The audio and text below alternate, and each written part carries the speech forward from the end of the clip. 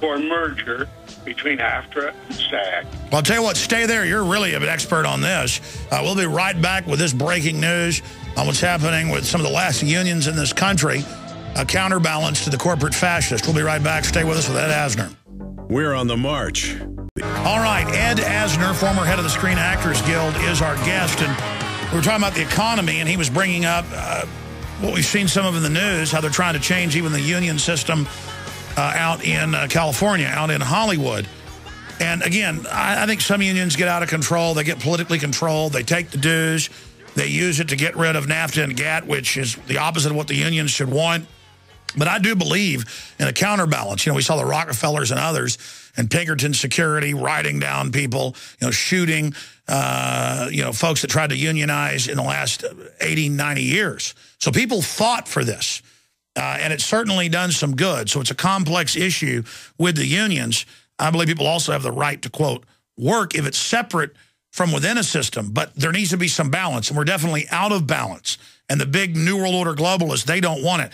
So we couldn't have a better expert on about what's happening right now with the unions out there. Please continue, Ed, where we left off when we went to break. Well, you know, I always question myself because I don't know enough, Alex.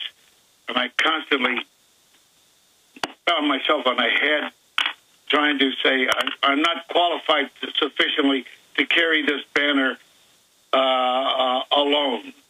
I ask too many questions, and I don't do enough research to give the answers. I do what I can.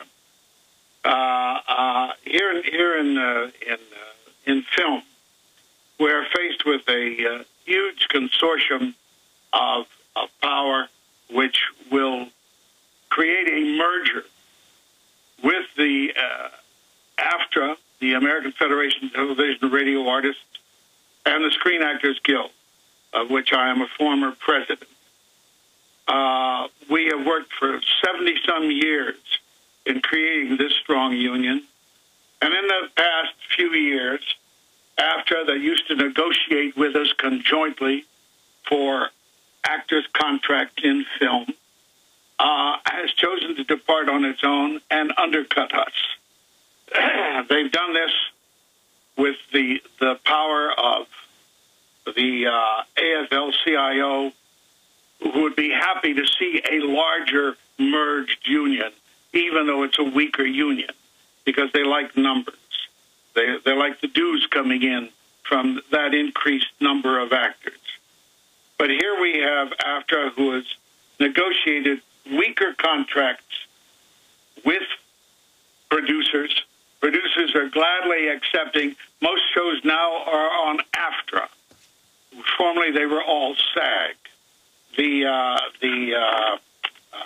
4As, which normally governed the policy between the two unions, has not done anything in terms of AFTRA taking over our jurisdiction, and the powers in SAG of late have not pursued their rightful course in demanding their protection of their authority, so that producers have signed with AFTRA, which gives on the surface more or less the same wages for first-time production.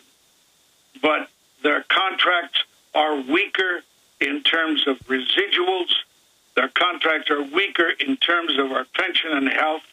And what this band of brothers with me has done is to try to show to the membership, who are snowed by all of this authority that's coming down from all other areas, producers, agents,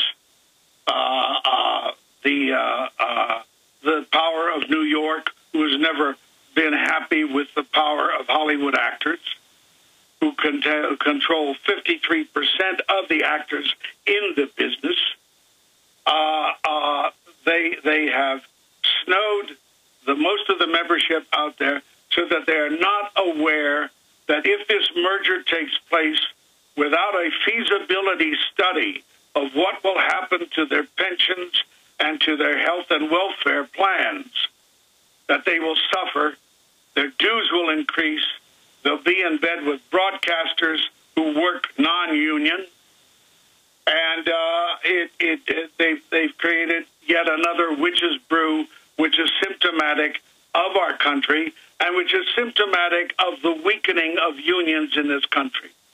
And if you don't believe in unionism, then there's no sense in listening to me, because unions are what stands for the working man, and the working man generally has been destroyed in this country by those Fair Trade Acts, by the resistance of isolationist senators and congressmen who create laws which create right-to-work states, which create strong enforcement on Taft-Hartley, so that people are boggled by the pressures working against them, and we end up, the average working actor ends up on the short end of the stick. Well, again, every system becomes corrupt and has problems, but obviously unions were needed when they first came in, when people were falling into sausage machines, and you know the Rockefellers and robber barons were selling chalk, fake powdered milk. So those excesses created the unions. People had to fight and die to create the unions. I think the problem with the unions now is that you alluded to. They become so political that a lot of them push for NAFTA and GATT and all this. So it's like they don't even exist anyways. And so then a lot of people see the unions basically as just siding with big corrupt government that's siding with big corrupt corporations. It's like no matter what you do, these insider manipulators, kind of the crony capitalist model, they get in and corrupt anything. And I don't know how you deal with it. I think you get the public aware, you get them involved, and you get them angry. And that transparency is the answer, and people being involved. And, you know, we've talked about getting people involved, realize you're uninvolved at your own peril. I want to give the... I can only barge in and say that when I was a young man and hoping to be an actor, I took a job at the Buick Oldsmobile Pontiac plant in Kansas City.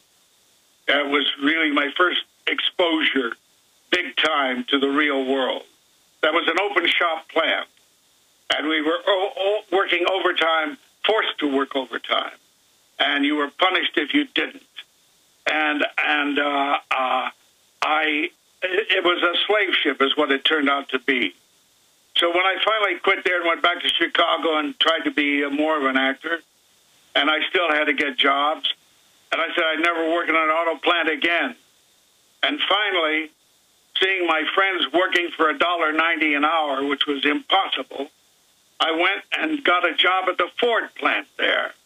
And that Ford plant paid $1.90 an hour, and that was big time. So I said, okay. And I worked as a metal finisher there. And I worked there for about 9 months. And I want to say that the difference between that closed shop plant, that union shop, as opposed to the open shop that I worked in, was the difference between night and day, and that's where I became a union man. Because I was treated like a human being, and I was treated like a respectable worker, which I was never treated at the Buick plant. So I became a union man, and I've been so ever since. The difference between working union and doing an honest day's work and working non-union, and I would point out the fact to you that every time a non-union man works, the wages he's getting are there because a union shop established a level that he can work under. If there was no union, he'd be working at slave wages himself without that creation of a higher wage scale. Let me make this point. Look at China, which they call communist. It's not communist. It's a top-down elitist insider group, and they've got people committing suicide in mass at these iPod and iPhone plants and the rest of it. They're made to work in some cases 18 hours a day, 7 days a week when they've got big orders in. There's blood all over the textiles now from the little kids' fingers. They had to put suicide nets all around it so that Apple and others that say they're liberal can make bigger profits, and they will kill you in China if you try to unionize. And that's just people getting together saying we need to live. And folks, you can pull this up. In China, the main daycares are people chain their children to the light poles or to grates, and then they work all day and try to get out by dark to bring their child food and then go back and live in their hovel. And globalism isn't even lifting up the average Chinese. For the elites it is, and the small middle class that manages them. But it's just creating, I mean, that's where we're going. When you don't demand standards and you don't demand that people be paid enough to live decently, you just destroy the society. And you look at Mexico, where they used Agenda 21 to force people off their rural land the last 20 years up to Mexico City as a staging ground up to the maquiladoras and the borders. It didn't build them up. It forced them off their land where they could sustain themselves and live happily. And they forced them up to Mexico City that's gone from 10 million to 30+ million. And half the population lives in cardboard boxes. I mean, it is. I don't know what we do, because I want America to know. It is the giant sucking sound. We are going to become that now. My problem, Ed, is how do you stop the unions from getting bought off by the big corporations and politicians? I mean, you do agree that, I mean, the big unions have totally sold their people out. A lot of them have. I will grant you, but I would say that you will always. There was a wonderful publication I used to subscribe to. I don't get it anymore. I don't know what happened to it. Herman Benson was the creator of it, called Union Democracy in Action. And they would cover all of the stories of rebel unions, of unions trying to achieve the voices of their masses and fighting against corrupt leadership. Now, hopefully, union democracy still exists. There are big unions that certainly, I think, are democratic. I know some of those leaders and have met them. I worked with Bill Wimpesinger of the Machinists when he was president, and that was one of the greatest fighting Democrats you ever saw. They do exist out there, and I can't blow the whistle on who isn't and who is, but the Teamsters for years became recognized as the gangster union. Well, I think they've done a lot since then, sure, to achieve a cleaner image than they. Sure. Anything's going to have problems.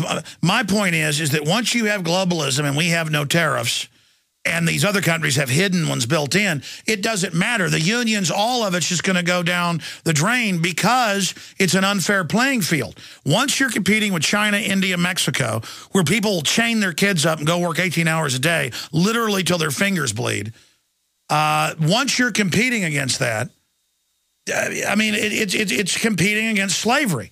And so until we put tariffs up, and of course they're going to do it once we collapse, then they'll blame the tariffs for the collapse. There's nothing. You see where I'm going with that, Ed? I do. The problem for me exists that we live or have lived in a very comfy society, a comfy society that put its tradesmen to work, that put its steel workers, its auto workers to work, and were then able to sell to the world, and our workers could live a nice middle class living. We were living beyond the standards of the rest of the world. Yes. Now, if you start talking about granting the rest of the world the ability to earn a decent wage, you'll start taking away those jobs from here so that we can provide the rest of the world, and we can start importing. Well, we're now importing all over the place. As I said earlier, look at your clothing labels. All over the world, we're getting this material in. But what are you doing for the Americans here? Where are the jobs that you can put them? Where's the education, which sucks in terms of